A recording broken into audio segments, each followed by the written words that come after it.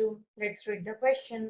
Directions. Each of these questions contains two statements, assertion and reason, and each of these questions also has four alternative choices,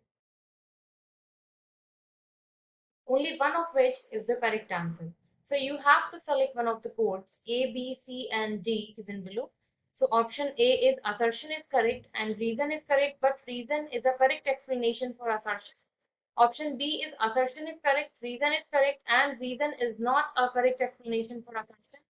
Option C is assertion is correct, reason is incorrect. Option D is assertion is incorrect while reason is correct. तो यहाँ assertion हमको क्या दिया हुआ है?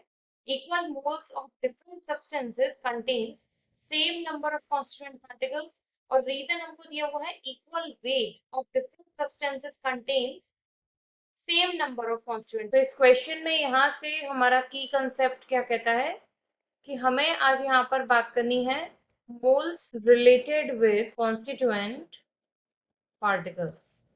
किस तरीके से रिलेट करेंगे उसको लेकर हम लोग बात करेंगे। अब देखो असर्शन में हमसे क्या बोला गया है कि equal mole of different substances contain same number of particles. तो अगर हम यहाँ पर H2 की बात कर रहे हैं, अगर हम Cl2 की बात कर रहे हैं, अगर हम N2 की बात कर रहे हैं और हमने यहाँ पर सबका 1 मोल ले रखा है, तो अगर हम यहाँ से पूछे बताओ इसके 1 मोल में कितने नंबर ऑफ पार्टिकल्स होंगे, तो आप लोग यहाँ एक फॉर्मूला सीधे अप्लाई करते हैं कि 1 मोल इज इक्वल टू क्या होता है एवोगैड्रो नंबर के। तो मतलब आप बोलेंगे 6.022 into 10 to the power 23 number of particles. तो आपने क्या करा यहाँ पर मोल्स को फिक्स्ड कर दिया कि किसी भी गैस का, किसी भी मॉलिक्यूल का, किसी भी एटम के 1 मोल में सेम नंबर ऑफ पार्टिकल्स होते हैं।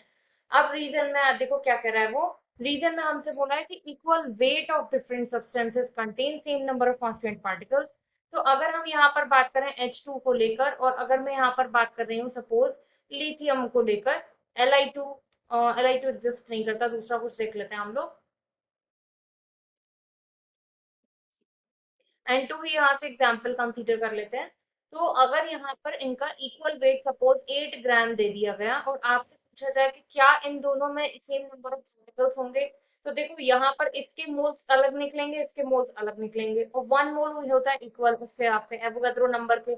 इसके मोल्स आपके कितने आ जाएंगे 8/2 से यहाँ आ गए आपके 4 मोल और 1 mole equal to Avogadro number होता है, तो ये कितना हो जाएगा आपका 4 into 6.022 into 10 to the power 23 number of particles. अब N2 के केस में देखें तो यहाँ से इसके मोल्स कितने आएंगे, तो यहाँ इसके मोल्स आएंगे 8/14 और इंटू 2 से 28।